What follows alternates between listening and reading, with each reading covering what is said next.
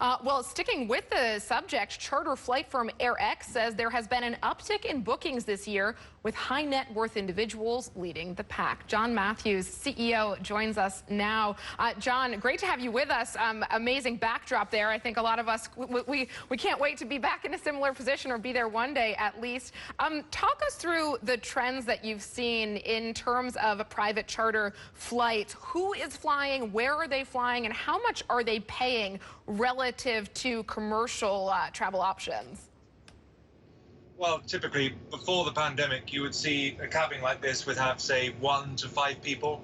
Now we're seeing regular flights up to 17, 19 people. We're seeing families share the cost of private travel and therefore making it much more cost effective. I'm not saying it's the same as boarding a low-cost airline, but I'm saying it does become more cost effective.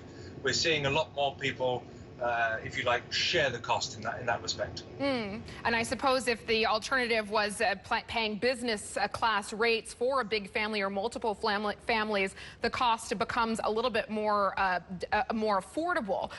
What do you think in terms of structural changes? Clearly, we have seen increased demand as a result of the pandemic, but do you think that this increase in demand is going to last when restrictions come off and things normalize?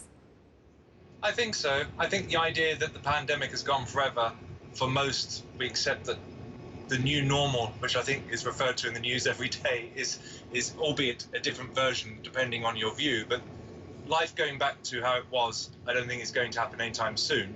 And I think for the first time in 3 decades of private jet charter booming, we actually now measure safety as one of the requirements of getting a jet.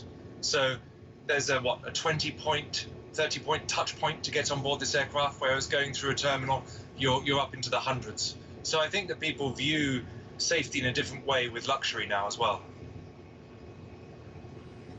Do you foresee your own business model permanently changing going forwards? Clearly, there's been a shift towards more private jet usage, perhaps transport of cargo over transport of passengers. I'm guessing from an economics perspective, that's also a higher margin business for you.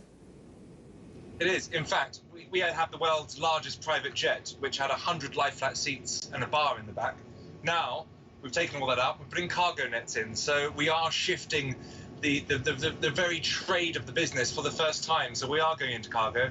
We see that the pandemic has caused a lot of backlog with regards to cargo orders. I mean, if you just think about it, each airliner going across the Atlantic had between 1 to 10 tons of excess cargo that it was taking every 2 minutes on arrival at Heathrow, and so on and so forth. That's gone.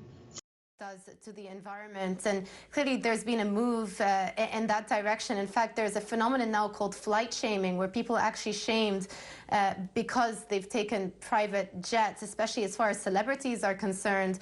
Have you seen a reaction in part of the clients that you work with, and how do you plan to deal with this looking ahead, given that the world is now really shifting its attention on sustainable modes of transportation? There's 2 ways to deal with it, really. One that's happening already. The brokers who we serve loyally, and they look after many high net worth individuals, heads of state, they're actually issuing carbon offset certifications. So for the flight, there is some form of certificate that the celebrity you mentioned can get to know that they've offset the carbon they're using.